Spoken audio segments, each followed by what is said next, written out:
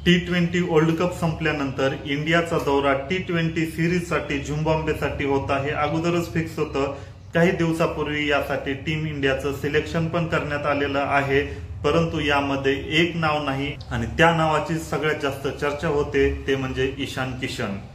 काही दिवसापूर्वी म्हणजे जे वर्ल्ड कप झाला 50 ओव्हरचा तेव्हापर्यंत ईशान किशन टीम इंडियामध्ये फिक्स प्लेअर होता। जवळपास प्रत्येक फॉर्मॅटमध्ये ईशान किशन दिसायचाच, परंतु त्या दरम्यान ज्या काही गोष्टी झाल्या आणि बीसीसीआय सोबत जे क्रॉसपणा झाला, बीसीसीआय सोबत म्हणण्यापेक्षा जय शहा सोबत जे क्रॉसपणा आला त्याचंच फळ आज ईशान किशनला भेटत आहे असं म्हणायला काहीच हरकत नाही।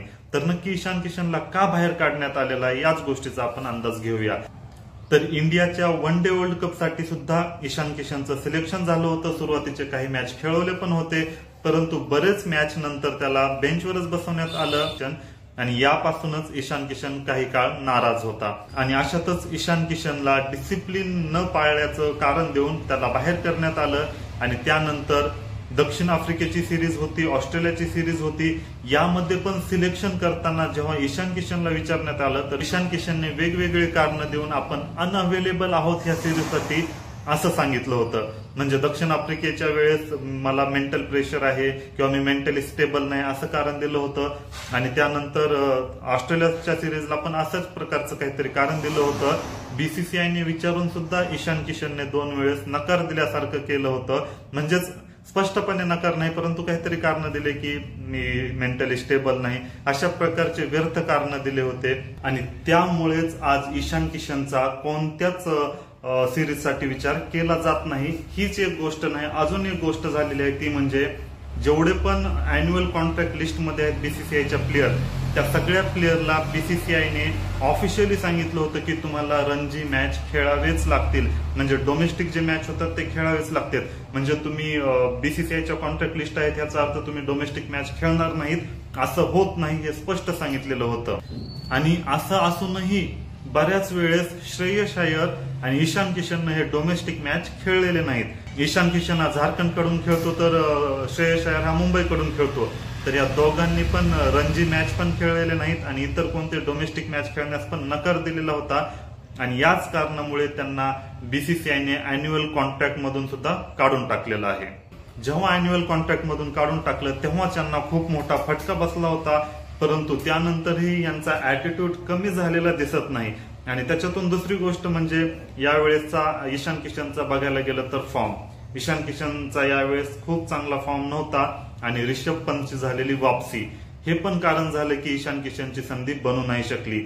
ईशान किशनकडे एक चान्स होता की आयपीएल मध्ये चांगला परफॉर्मन्स करायचा आणि T20 वर्ल्ड कप साठी सिलेक्शन करून घ्यायचं, परंतु ईशान किशनला ते पण जमलं नाही आणि त्याच्याऐवजी रिषभ पंतनं जे कमबॅक केलं ते खूप चांगलं होतं। अनेक जण मानायचे की रिषभ पंत आता पहिल्यासारखं खेळू शकेल का, त्याचा फॉर्म बघता आपण त्याला घ्यायला पाहिजे का, परंतु रिषभ पंतनं विकेट किपिंग पण चांगली केली आणि बॅटिंग पण चांगली केली, म्हणजे ऑलराऊंडर जवळपास परफॉर्मन्स दिला आणि त्यामुळे ईशान किशन ऐवजी रिषभ पंतचं नाव सिलेक्ट केलं। त्यावरही कोणाला काही म्हणणं नव्हतं, परंतु जेव्हा बॅकअप विकेट किपर म्हणून घ्यायचं होतं तेव्हा ईशान किशनच्या ऐवजी संजू सॅमसनला घेण्यात आलं आणि तेव्हापासूनच खरे बीसीसीआयवर प्रश्न उठवले जाऊ लागले की खरंच ईशान किशनला टार्गेट केलं जातंय का आणि का नक्की ईशान किशनला का घेतलं जात नाही।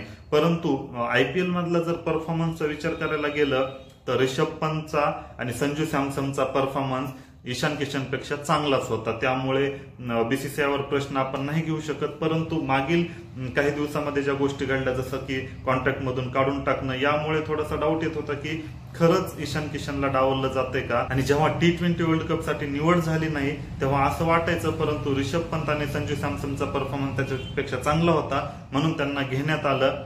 तोपर्यंत पण काही एवढं वाद निर्माण होत नव्हता, परंतु आता T20 वर्ल्ड कप झाल्यानंतर जेव्हा झिम्बाब्वेसाठी टीम डिक्लेअर केली त्यामध्ये सुद्धा ईशान किशनचं नाव नाही किंवा त्याच्या नावाचा विचारही केला नाही, यामुळे आता खरा वाद निर्माण झालेला आहे। ईशान किशन ऐवजी जितेश शर्माला स्थान देण्यात आलेलं आहे आणि जितेश शर्मा आणि ईशान किशनचं जर आयपीएल मधील परफॉर्मन्स बघायचं झालं तर ईशान किशननंच चांगला परफॉर्मन्स केलेला आहे, तरी पण ईशान किशनला सोडून जितेश शर्माला घेण्यात आलेला आहे। आता याचा अर्थ सरळ सरळ असाच होतो की ईशान किशनला डावललं जात आहे आणि बीसीसीआयचं म्हणणं न ऐकणं ईशान किशनला जास्तच महागात पडलेलं दिसत आहे.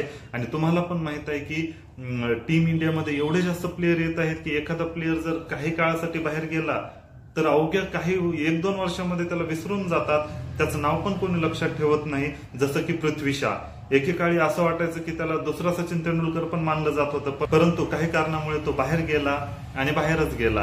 आता परत येण्याचे चान्सेस पण दिसत नाही. तसंच आता ईशान किशनचं सुद्धा होऊ शकतं. आणि सगळ्यात महत्वाची गोष्ट म्हणजे जी आपली T20 वर्ल्ड कप साठी टीम गेली होती त्यामध्ये संजू सॅमसन, शिवम दुबे आणि यशस्वी जयस्वाल आहेत. त्यांचं पण सिलेक्शन झिम्बाब्वे दौऱ्यासाठी झालेलं आहे, परंतु ते पहिल्या 2 मॅचसाठी झिम्बाब्वे दौऱ्याला पोहोचू नाही शकत. मग त्यांच्या ऐवजी रिप्लेसमेंटची घोषणा करायची होती. मग अनेक जणांना असं वाटत होतं की तेव्हा तरी ईशान किशनचं नाव समोर येईल, परंतु तेव्हा ईशान किशन सोडून जितेश शर्माला प्राधान्य दिलं आणि तेव्हापासूनच आता ईशान किशनची वापसी खूप जास्त अवघड झाल्या असं दिसून येतं. आता यामध्ये सगळ्यात महत्वाची गोष्ट, ईशान किशनला जर कोणी मदत करू शकतं तर तो आहे हार्दिक पांड्या. कारण हार्दिक पांड्या आता मुंबई इंडियन्सचा कॅप्टन झाल्यानंतर मुंबई इंडियन्स 2 गटामध्ये डिव्हाइड झाली होती हे आपल्याला माहित आहे. आणि त्यामध्ये हार्दिक पांड्याच्या साईडने ईशान किशन नेहमीच दिसून आलेला आहे.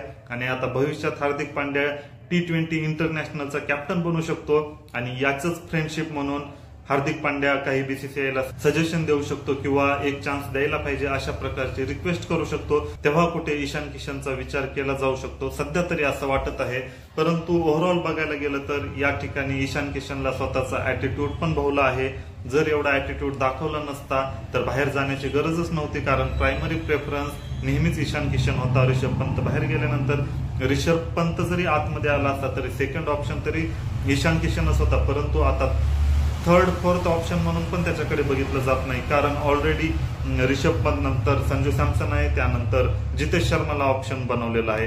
मग ईशान किशनची अशातच वापसी करणं खूप जास्त अवघड असणार आहे.